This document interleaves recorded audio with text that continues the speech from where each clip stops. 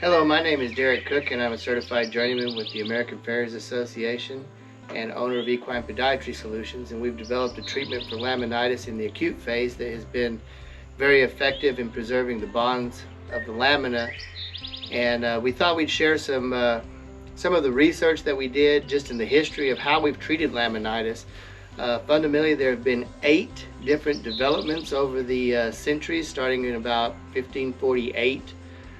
In different ways that people have tried to manage laminitis, and it's been convoluted throughout the ages as to whether they're talking about the acute phase of laminitis or the chronic phase of laminitis. But it's pretty self-evident when you look at what we've done. So in 1548 was the first guy to start addressing the concept in the way you trim a foot, the way the hoof is trimmed.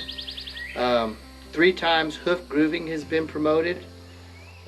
Twice putting the horse in soft footing has been promoted.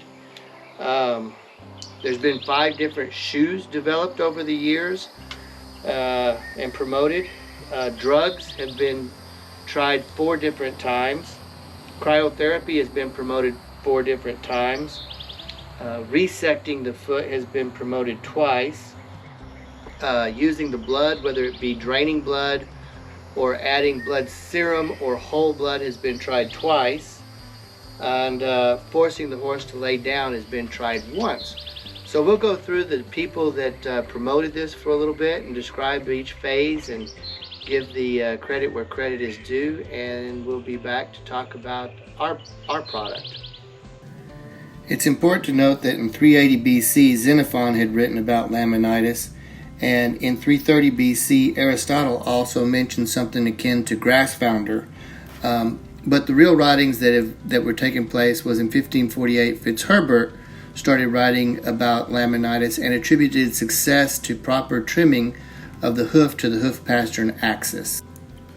134 years later, Andrew Shape came up with a process of vertical hoof grooving, and that's still in use today. Andrew Shape was the farrier to King Charles II. 1751, 68 years later, Bridges recommended the horse to kind of treat itself by putting good footing in a spot, and the idea was that footing would support the horse. Dr. Hood of Texas A&M University promoted this again in 1981. In the mid-1700s, we get a lot of development, and I think fundamentally it's because of the use of the animals in those times. You know, they were transportation, they were used in agriculture. We didn't have tractors and things like that yet, so people were trying to keep these horses used. And in 1766, Osmer, he developed a more aggressive form of vertical grooving. Bourgelat founded the vet school in Lyon, France, and recommended the adjusted shoe, which is cradle-like in profile. This style of shoe was also promoted by Dollar in 1898, Roberge in 1894, and Churchill in 1912. A more recent version of these are the Stuart Clog in 2002 and the Banana or the Rock and Roll shoe promoted by Rick Redden since 2006. Sainbell was the head of the Veterinary College of London, and he was the first to promote standing in cold water cryotherapy. He also changed from vertical grooving to a resection by cutting the wall away approximately 1.5 inches below the coronary band. In 1823, Herbert Mayo made a tremendous discovery in the lamina, in that there was a secondary lamina. Cows don't have this. Cows only have a primary lamina, and horses have a secondary lamina. Sainbell had made mention of the digital pulse, but in 1831, Yount is given credit for making the connection between the digital pulse and laminitis. His recommendation for treatment of laminitis was a deep-seated, wide-webbed bar shoe. In 1863, Schaefer was the first guy to try to use some drugs, and he used aconite to slow the heartbeat. The problem with this was, in order for it to be effective, the dosing was dangerously close to being toxic, and so it was very hard to figure out the dose in order to be effective, and so for that reason this treatment was abandoned. Tade was very progressive when it came to using drugs, and in 1866 he used opioids for pain management. He also used arnica to address the swelling. In 1878, Russell recommended probably the most aggressive resection of all. He recommended soaking in warm water the first 24 hours. I can only imagine that would be to soften the foot enough to be able to cut that much horn away. In 1886, Zundel was the first to describe the swelling as a hydraulic engine to move the coffin bone down. He called this the laminar wedge. He also wanted the horse to lay down. He treated the swelling by standing the horse in ice or snow. In 1898, Dollar made his own rendition of the Bourgeois adjusted shoe. It was a full rocker cradling type egg bar, and the idea there was that it would provide some relief because of the dropped soles.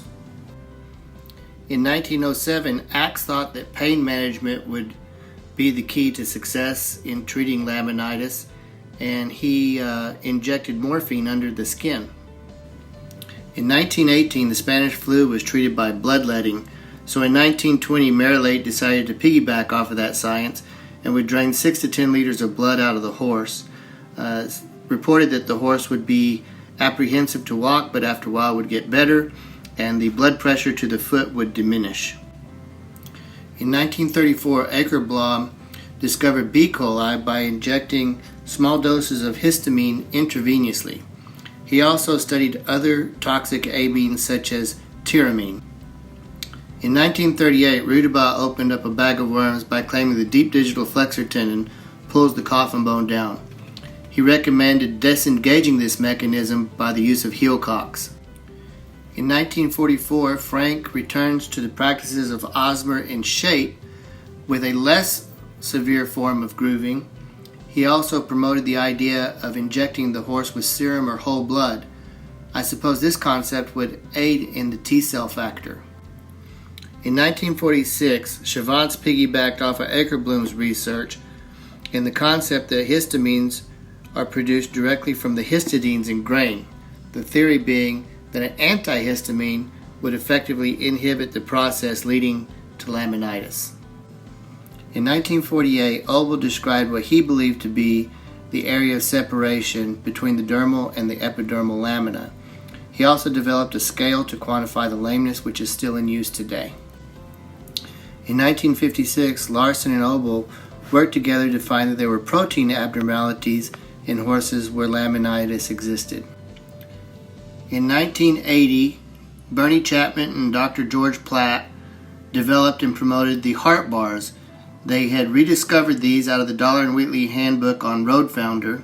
They also returned to Russell and Sambell's concepts of resections.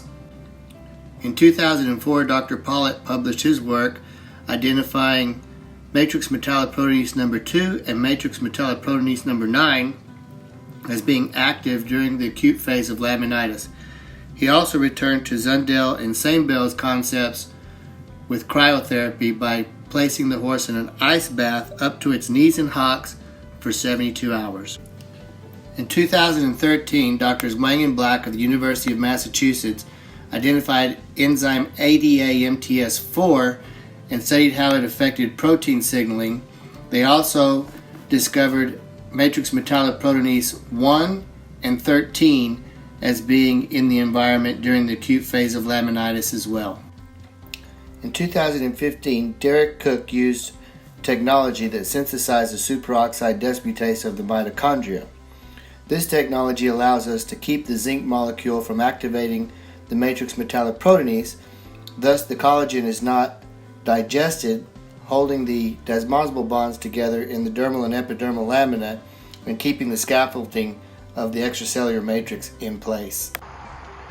We hope that you enjoyed that little stroll through history and all the things that have been attempted when it comes to treating laminitis.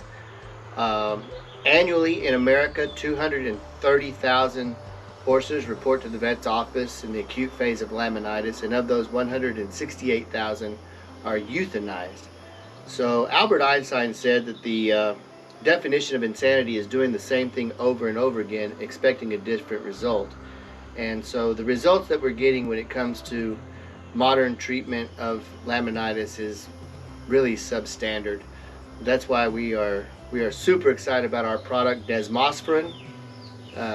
It's essential that this be applied in a timely manner at the very onset of acute laminitis to prevent the matrix metalloproteinase from doing damage to the collagen that not only connects the desmosmal bonds of the dermal and epidermal lamina, but it also preserves the collagen of the extracellular matrix and allows for proper protein signaling during the acute phase, resulting in absolutely no damage to the lamina, no rotation, no therapeutic chewing afterwards.